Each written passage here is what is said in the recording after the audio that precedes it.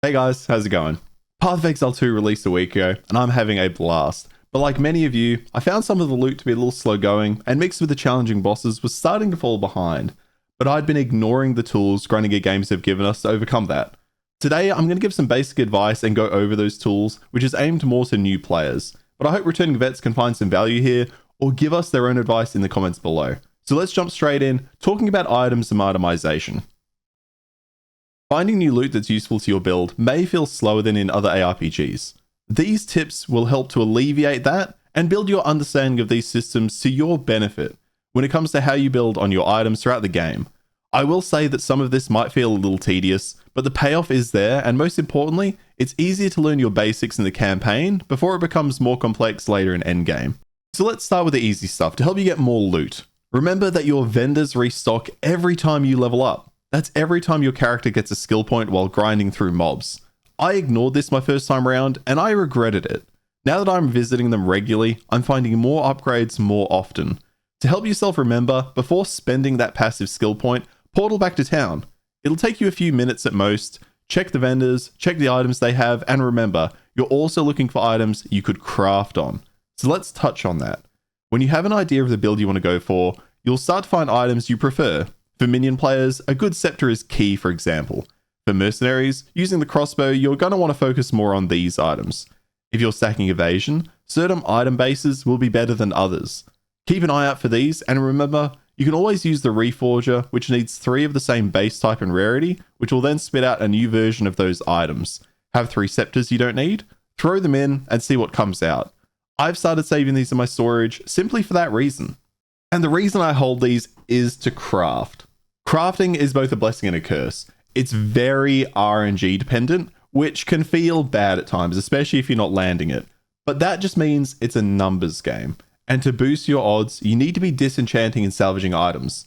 I ignored this my first time through as well. But others have told me they did it, and they had a pretty good time and a steady rate of currency from disenchanting. And now that Grinding Gear Games have also boosted some of the drop rates, this should be even better for you. Disenchant your blue items early on. Disenchant your yellow rare items throughout the entire campaign. Salvage items you find that have sockets to give you shards for Artificer's Orbs. There are 7 currencies you'll be interacting with most through the campaign, so let me quickly touch on each of them for you, for those new to the game. Early on, you'll be finding Orbs of Transmutation. These turn a normal item, which is white, into a magic item, giving it a new stat and turning it blue. The Orb of Augmentation is what you then need to use to add an additional stat to your magic item. At this point, you need to be asking yourself, is this still worth crafting on? If both of the stats you rolled were unnecessary or bad for your build, then I'd probably stop there. Throw it in the stash and hold it until you can reforge later, or when you have 3 of a kind. Now you should have both of these orbs in relative abundance through the campaign. If you are short on transmutation orbs, disenchant blue items you're not using for shards, which will then turn into those orbs. If you do like the stats that are on the item, then move on to the Regal Orb, turning it into a rare and again giving it a new modifier. Regal Orbs are going to be harder to come by through the campaign, and you will get these by disenchanting yellow items. I generally do not use my Regal Orbs unless I am happy with one or both stats on the magic item first, and that's because you will have more of a limited supply. You don't really want to waste these items if you can help it, so I'd hold off until you have something you're quite happy with and then see where you go from there.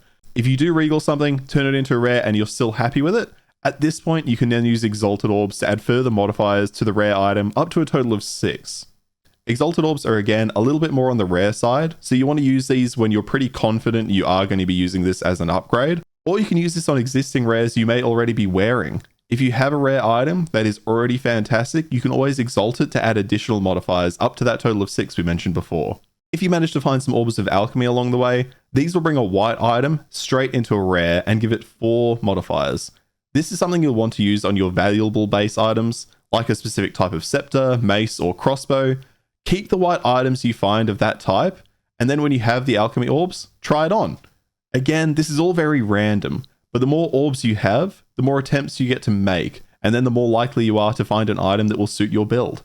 And remember, you're doing this alongside checking the vendors and seeing what drops. If you're relying solely on drops, you're more likely to fall behind, which I'll admit is exactly what happened to me with my first character. Now, the last 2 currencies are your Artificer's Orb. You get these through drops like any other, or you can salvage items with ruin slots at the salvage benches in town. Anytime you see an item with a slot on it, pick it up, salvage it. You need these orbs. Being able to put rune slots into your items is key to keeping your resistances high throughout the game and allows you to add other stats as well to martial weapons and armor. And finally, the last currency is the Lesser Jeweler's Orb. These you'll just find at random. Sometimes you'll get lucky, sometimes you won't. You use these to add more support gem slots to your skills. I'd highly recommend first adding support gem slots to your main damage skills, but of course this will depend very much on your build. Now before I move on to talk about resistances and character building, remember you can use Shift and Alt to compare and inspect items. This also works on your passive tree. If you're unsure which of two nodes to take, you can hold Shift to show how your damage or defense values will be impacted. Don't over-rely on this in the passive tree, as it doesn't always take into account certain aspects of unique builds, but it can be helpful in fine-tuning your build or giving you a basic overview. Holding Alt on an item or passives can also let you inspect them to give you an idea of what these specific terms are. So if you see something that says Ignite, you can hold Alt to understand what Ignite does. If you're unsure what Ignite Magnitude does, you can again hold Alt to look over this in the passive skill tree and on items as well. Take your time, educate yourself on these things. We're all in the same boat, and if you learn these systems now, you'll be killing it in the end game. So let's jump into a discussion on character building. If I can give you one piece of advice, it would be to try building your character on your own. Don't rely on guides early on, but if you do find yourself stuck, there is no shame in it. Path of Exile is an incredibly complex game at times and can feel overwhelming, but let me give you some small bits of advice to follow when choosing skills and passives. First up, remember that you can respec your passive tree. It can cost you some gold, but monsters will passively drop this and items can be sold to vendors for gold as well. It's a great time to experiment early. If you find yourself running out of mana, consider looking towards mana nodes. If you're favoring cold spells, then travel to cold nodes and get that damage. What I would suggest is trying to focus in on these sources of damage and not split your points too much early on. If you put points into cold, lightning, and fire damage, you're likely going to find your damage underwhelming across the board. You're better off focusing in on one damage type early on. The same goes for defense. A warrior isn't going to want to evenly split their defenses between armor, evasion, and energy shield. Focus in on one, and for warriors, armor is recommended. You then want to mirror those same choices on your gear. Did you take nodes in your passive skill tree to increase your armor stat? Look for base chest pieces that give you a lot of armor. Same on your headpiece, boots, and gloves. Stack armor across the board. Did you take cold damage as a sorcerer? Look for items that give +1, 2, or 3 to cold skills. Look for cold damage multipliers. The Path of Exile 2 skill tree can look intimidating when you open it up. Take a moment, think about what you want to achieve with your build, and then search for those nodes. Now, this varies person to person, but I'd really suggest trying this before defaulting to a build guide.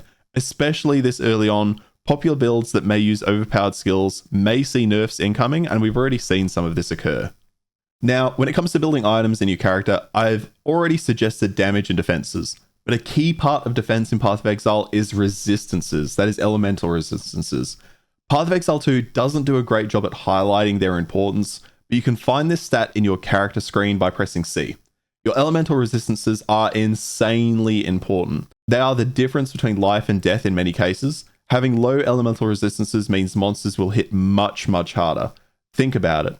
Would you rather fight a fire-breathing boss with 50% resistance to its attacks, meaning you take half the damage, or would you rather take the full damage? Those are kind of your choices there. Keep an eye out for gear that gives you elemental resistances. You'll want to try and get those as close to their cap as possible by endgame. You won't achieve that in the campaign itself, but don't sleep on these stats. It may be tempting to always go for raw damage, but surviving the fight is what matters, especially now bosses regain full health when you die. If you find you're dying a lot, take a look at those stats and consider whether they have an impact. The same goes for charms. I always keep one of each damage type charm in my pack. That way I can swap it out when I get to a boss. If I find a boss and find, oh, he's doing a lot of cold skills, I'll throw on the cold charm. And finally on this point, some advice for combat. Remember to use your support gems. Consider whether you want raw damage or utility and mix the two across skills. Path of Exile 2 departs heavily from many RPGs who allow you to cast whatever skill you want to take out most enemies, instead of focusing on setting up combos and using detonators for large effect. To give you an example of this in action, here my warrior is using Rolling Slam, which is getting enemies close to their stun threshold because I've taken additional stun build-up as a support gem. I can then use Bone Shatter on these primed enemies to both stun them and cause wide-scale AoE damage. With my mercenary, I use permafrost bolts, and once frozen, shatter enemies with fragmentation rounds. The game is designed around combining skills for bigger effects. Take your time, look for synergies between skills, and exploit these. The game expects you to do it. And again, have fun with it. Experiment, try your own wacky ideas. I found that by the end of Act 2, I was starting to have a surplus of skill and support gems, so don't hesitate to try more things when you have that yourself. And finally on this, crowd control is more important than ever in this ARPG. Like I mentioned on my mercenary, some of this can be built into combos to help you stay safe while also doing big damage. If you're not freezing, electrocuting, or stunning enemies, you may be getting overwhelmed. This isn't 100% something you need to do and is build dependent, but don't hesitate to use a skill that is purely there to help you stem the tide of enemies coming your way. Remember, damage is great, but you can't kill enemies if they get to you first. And that's largely bringing me to the end here, but some final quick tips. Make sure you're actively killing all mini-bosses during the campaign. Those that give you permanent stat upgrades can be seen with this plus on the map screen. Others don't give you permanent upgrades, but may drop skill gems or good loot. Grinding Gear games have hard-coded some boss drops to ensure that if you're falling behind on skill gems, that you can get them through other avenues like this. And finally, expect change. I've seen a lot of people go into Path of Exile 2 thinking nothing would change, and we've seen some large nerfs to overpowered skills, which has really put people behind. Now, I do think they need to be giving people some passive respecs for these, which they haven't done so far, so I do hope we see some movement on that. This is early access. They will need to balance things, and this goes both ways. We've also seen buffs to currency and item drops. If you're following a really popular overpowered build guide, expect that the hammer may come down on it. But overall, have fun. Experiment. Path of Exile 2 has breathed new life into the RPG genre for me. Being able to start out, discover all these awesome skills and combinations has already kept me thoroughly entertained for the 65 hours I currently have in the game. I hope some of this information has been helpful for you beginners out there. If you have any advice of your own, throw it down in the pinned comment below. There is always more to learn about Path of Exile. That's what keeps me coming back, and will keep me coming back for months, if not years to come. And remember, this isn't even half of the content that's going to be available for release. Learn it now, have some fun, and you'll be killing pinnacle bosses in no time. Thanks for checking out this video, guys. If you found it helpful, throw a like on the video, sub if you want to see more. But you being here, that's what really counts. Best of luck out there in Rayclass. If you need some advice, hit me up in the comments or come hang out in my stream every Tuesday and Thursday, 4 PM Australian Western Standard Time, right here on YouTube and Twitch. Until then, have a great one, and I'll see you next time. Cheers.